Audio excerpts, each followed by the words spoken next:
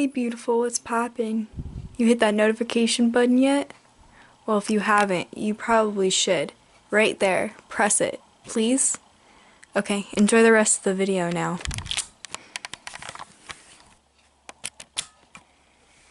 Hey guys, my name is Zoey and welcome to my channel, or welcome back to my channel.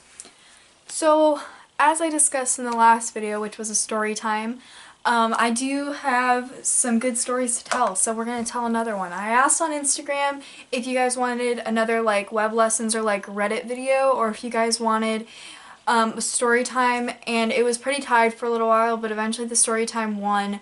So it seems like you guys like them. So we're going to do another one. So this story actually took place in this very room, this very box. And a lot of my stories have happened in here because I'm in here a lot, and when I'm left to my own devices and left to my own head, some whack stuff happens. But this story was actually when I was unconscious, so can't blame it on my own brain this time. I used to own a bed, and it was a loft bed, so it was like basically there was a top bunk, if you imagine a bunk bed but no bottom bunk, and it was to save space, so we got it, and my brother had the exact same one, and we put my lovely IKEA desk that I still have today under it. And there was a guardrail for me to not fall out of it. And that guardrail, it hurts because it's metal. The whole thing was made out of metal. And so we put a cut up like pool noodle and placed it onto the bed. Now, I say these metal beds are cursed beds. The reason being is that me and Zach both have a little bit of a horror story from our own beds. I'd like to say that the beds are haunted because that makes the story a lot more interesting, but they're not. We just are dysfunctional, I suppose. I'll tell Zach's story first. So my mom would kiss us goodnight every night. And if your mom never did that for you, that's unfortunate because it's one of the best things that a child can have. I remember if my parents wouldn't say goodnight to me, both of them wouldn't say goodnight to me, it would destroy my world. Like, I could not go to sleep. I would come out and be like, Mom, like, what's good? Where are you? She's like, I'm finishing the rest of my movie. I'm like, no, you're gonna kiss me goodnight. Thank you very much. So she was doing that, our regular routine. I was in my room, Zachary was in his, so she goes to Zach's room first because it's farther, like, it's closer to where she was. Mine's all the way down the hall, his is just like the first door. And so she goes in there, and I guess there's a fly on his little pool noodle. And so, like a mother would, she squishes that pool noodle. And that fly was apparently a mama fly. That fly had little babies in her stomach.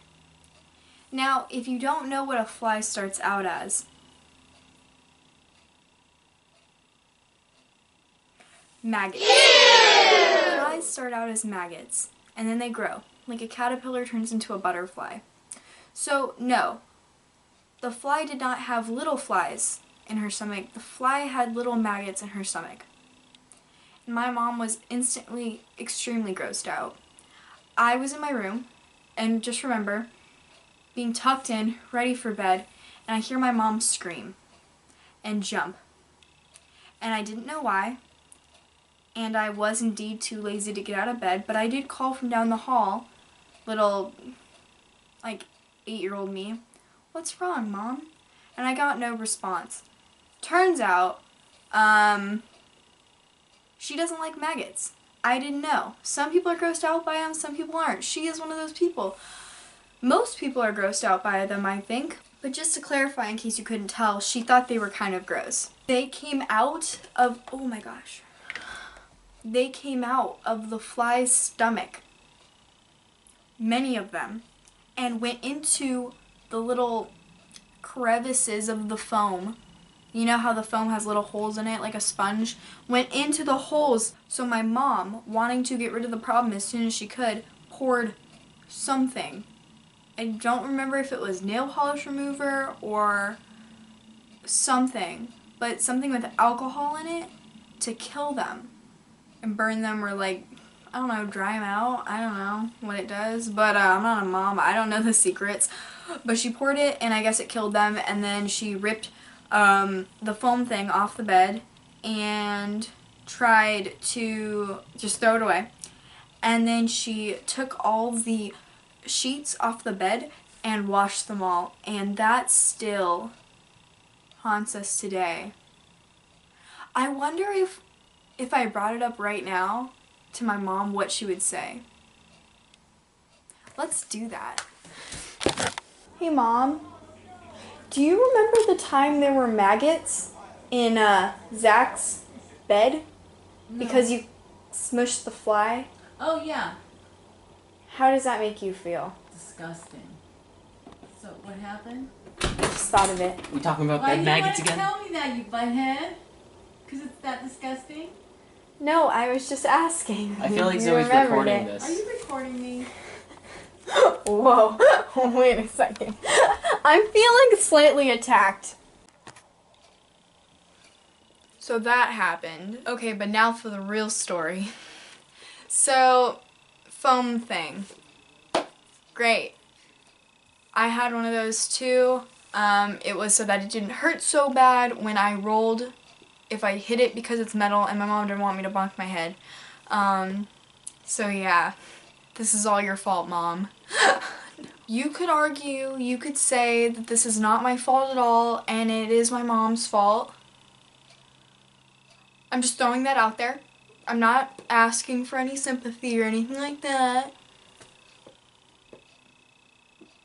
But, so I used to be quite the tweak in bed. I would move around a lot, and I still move, but not that much anymore. Because I've actually been hit with the need for real sleep. But as a kid, I had it easy, you know? I believe this was in 3rd grade, so I would not have been 8 yet, I don't think. Maybe. Just at 8. I also had a chair that, you know, the top of the chair, like, oh, you can't even see it. What a waste. This part, like the top, like the part you lay your back on, you know, the top part of it, it was a little rounded. It had like a little bump though. Kind of an ugly chair. I don't know why we had it. I especially don't know why it was given to me. And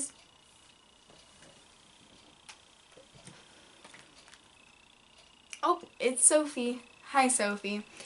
If you text me while I'm filming, I'll give you a free shout out. And maybe that way I'll actually get a few texts. But that night, I was especially tweaky. Like, I had to have been very tweaky. I somehow managed to roll off of the bed, like completely over this fat railing and this piece of styrofoam. So I'm laying here and somehow I got over this much space. And that doesn't sound like a lot, but when you're sleeping, I mean, how much do you move? I happened to move a lot apparently, and I rolled completely over it. But instead of just falling straight onto the ground, my body decided to take a detour and stop because for some reason my unconscious sleeping self, I was asleep until I hit the ground, by the way. Like, I guess that's a good thing because I wasn't scared as I'm falling and I didn't feel it as it first happened. Because even when like you hurt yourself or something like that, for some reason, like I know that when you like stub your toe or something like that or like fall, it doesn't hurt immediately. It hurts after. I get that part, but I hate the feeling of as soon as you do it, knowing you messed up. Kid, like you're about to feel some pain. So my neck decided that it was curious as to what it would feel like if it made contact with the top of the chair. So here's the top of the chair. My neck. And that's what happened. And then I fell off of it somehow, which, thinking back on it right now, it must have looked really weird and ugly. Not that I was exactly worried how I looked as I'm falling off of my bed, but if you think about it, when my neck hit like this, I either had slithered off of the chair slowly, or I had just, which both sound kind of funny, and I kind of wish I got it on camera. But you know those dreams where you imagine yourself falling and you wake up and it's like a shock? Yeah, that actually happened though. Because I slightly remember feeling that shock but I wasn't awake, like really truly awake, until I had already hit the ground. Because I don't remember hitting my neck on the chair. I just remember feeling that like falling feeling for a second and then being awake. So there had to have been a little time or a little lapse in my consciousness for a minute. But by the time I was awake, I already heard like that my parents were already running down the hall. They told me later that they thought my shelf had hit the ground. Like this whole thing was resting on my shelf, like my entire shelf, and it's a pretty big one, hit the somehow came apart from the wall, even though it's screwed into the wall, and fell onto the floor. And looking back on that, I'm a little offended, Mom. How much do you really think I weigh? Huh? How much do you really think I weigh? How loud of a bang did I make? But immediately I said my neck hurt, and I said, looking at the chair, I was like, I think I hit my neck on it. It was almost like I knew, because there wasn't really anything around for me to have hit. And I remember waking up and almost immediately knowing what had happened. And so she put like towels around my, oh my god. Hello? So the ambulance was taking too long. My mom was like, her neck is broken, because I thought my neck was broken, and so she's just taking my word for it. So she decides we're all gonna hop in the car and go, and my grandma's going to watch over my brother, who is still asleep, by the way. He sleeps through everything. He did not know that I'm laying on the floor, towels wrapped around me. My parents have run into my room. They think a shelf has fallen onto my floor, and my brother is still fast asleep. He has no idea any of this is going on.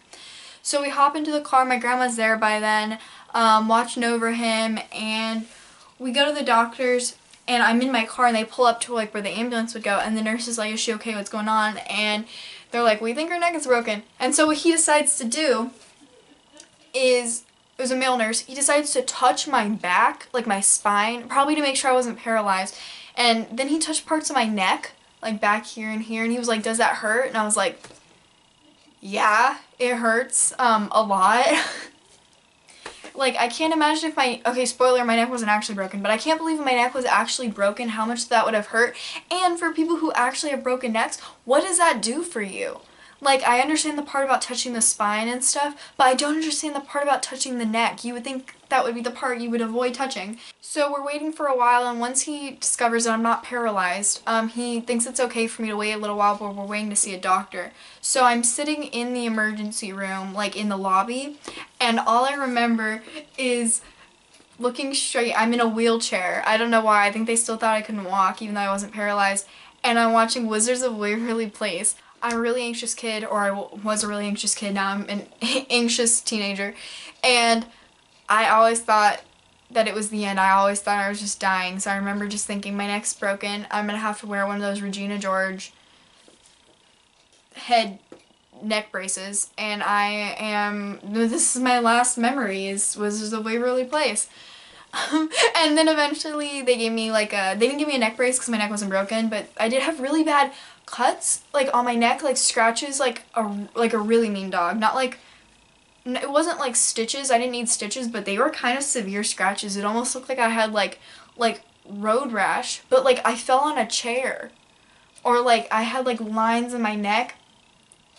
What did that come from? I don't know. Maybe it was a demon. I don't know. But I just remember having these big lines and them like being like actual open wounds on my neck.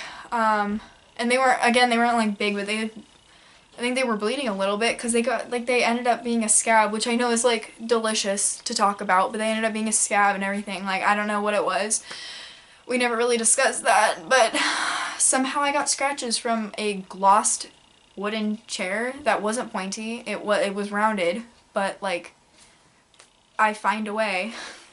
And I remember that I wanted to be interesting, so even though I was fully aware that my neck was not broken, I decided to tell my entire class that my neck was broken, because I go to school the next day, and it was like the last week of school, and on the last week of school at my old elementary school, we would have these games where it was the 6th graders versus the teachers, which if you think about it is not really an even game at all. Like, even if you think about like the strongest 6th grader you know, and there are some strong ones, but next to a 35-year-old man, I don't know if that's fair, but whatever.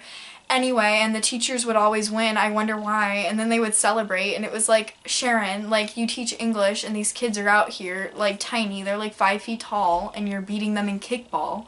Whatever. But I remember we had to all go out to kickball, and only the 6th graders could play, so I think 1st through 5th were like the audience. And I was in there because I was in 3rd grade. And I remember we weren't allowed to take pictures, but I was sneaking a picture on my DSI, and I probably still have it. I don't even know why I still have it. Like, I have it at all. I don't know why I took it. It wasn't interesting, but I thought it was. And I didn't have social media, so I didn't know what I was going to do with that picture, but I just thought that I needed it. And I told everybody that I broke my neck. And then my teacher, I didn't tell my teacher that I broke my neck though, because I did not want her to point out the fact that my neck was not broken because I did not have a brace on it. So I told everyone at school, and then when the teacher asked me what happened, I quietly said that I really hurt my neck, which was a way of me it was like not really lying by omission because I was being honest to her, but I think other students heard me, so I wanted to be sure that I didn't say that I didn't break my neck, but just to clarify, neck injury was there. So I think I did that successfully. My neck was not broken, guys, so everyone in Miss Turner's class, 3rd grade, neck was not broken. I'm sorry I lied to you guys. I try to be honest with all you guys, but I wasn't that day. I'm very sorry. I did get a really, really close score between Reddit and this, so I think I'll just make a Reddit video tomorrow. But yeah, it was kind of me securing the idea that you guys actually do like the storytime videos. And again, I have some really good ones, but they're just unable to be told yet. So, but in the near future. Thank you guys so much for watching. Be sure to like this video and subscribe. Be sure to share it around if you thought it was funny, but I don't think anyone shares YouTube videos with each other anymore. At least hit that notification button and leave a comment. You could ask how Zachary is doing, my brother, because he does not get asked it enough. And he will respond back to you in the comments. Take care, you guys. I just realized I need to make a thumbnail, so I had a great idea. And my idea is to take like a white sweatshirt or something, like this, that I pulled out of my laundry pile that I need to clean up, and wrap it around my neck somehow, and make it look like, it doesn't have to be good, because it's just a small thumbnail, you know what I mean? Like, none of my thumbnails are stellar, and just hold it like this, around my neck, and nobody will see the back part. I just look sad. Found her underneath the bluest sky.